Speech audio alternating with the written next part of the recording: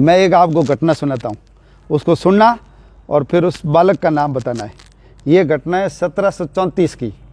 सियालकोट नाम का स्थान सुना है? अभी पाकिस्तान के अंदर सियालकोट, वहाँ का रहने वाला ये बालक था।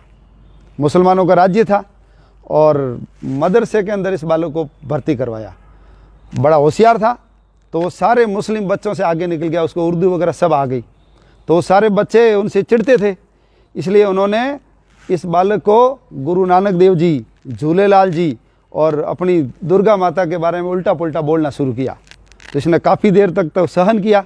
फिर इसने कहा कि यदि तुम लोग चुप नहीं रहोगे तो मैं भी आपके जो देवता है उनके बारे में मैं उल्टा पुल्टा बोलूँगा। लेकिन वो बच्चे तो माने ही नहीं, तो इसने भी उनके देवताओं के बारे में थोड़ा बोल दिया।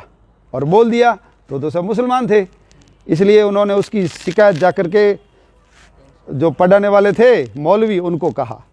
और मौलवी वो तो मौका ही देख रहे थे कि एक हिंदू बालक मुसलमान बालक से आगे कैसे निकल सकता है। तो उसको पकड़ करके और उनको कहा कि तुमको माफ़ी मांगनी पड़ेगी। इसने कहा मैं माफ़ी नहीं मांगूंगा, इन्होंने मेरे देवताओं को गाली निकाली इसलिए मैंने इसको वापस गाली निकाली। मामला पहुंच गया काजी के पास और काजी ने उनको कहा कि तुमको मुसलमान बनना पड़ेगा, यदि मुसलमान नहीं बनेगा तो तेरे को हम मार डालेंगे, फांसी पे चढ़ा देंगे। उसने कहा कुछ भी कर दो, मैं मुसलमान नहीं बनूंगा और माफ़ी भी नहीं मांगूंगा। तो इसको लेकर के लाहौर ले जाया गया और लाहौर का जो इमाम था उसने उसको बहुत समझाया कि तुम मुसलमान बन जा, और तुम यदि मुसलमान बनेगा तो मैं मेरी बेटी की शादी किससे कर दूंगा? तेरे से कर दूंगा। तो इसने कहा मैं मुसलमान बन जाऊंगा, उसके बाद मैं जिंदा रहूंगा कि मरूंगा? उसके बाद भी मरूंगा, तो फिर मैं मुसलमान क्यों बनूं? मैं मुसलमान नहीं बनूंगा। इसकी माँ ने भी उसको समझाया, लेकिन इसने माँ को क्या कहा कि माँ शरीर मरता है, आत्मा तो कभी मरती नहीं है, इसलिए मैं मुसलमान नहीं बनूंगा।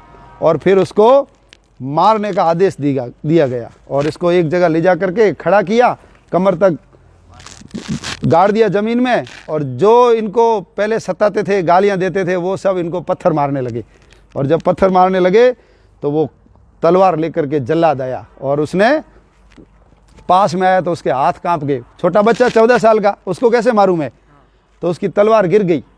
तो इसने वापस तलवार उठा करके और उसको दी और कहा मेरा शीश काट दो, लेकिन मैं मुसलमान नहीं बनूंगा। और उसने तलवार लेकर के जब उसके ऊपर ऐसे की तो इसने भगवान से प्रार्थना की, हे भगवान मुझे अपने चरणों में स्थान देना, है ना, ये मैं भोग का पुतला बन करके वापस इस धरती पे नहीं आना चाहता और मैं इस्लाम धर्म भी स्वीकार नहीं करूंगा। और बसंत पंचमी 1734 के दिन उसकी गर्दन काट करके उसकी हत्या कर दी गई।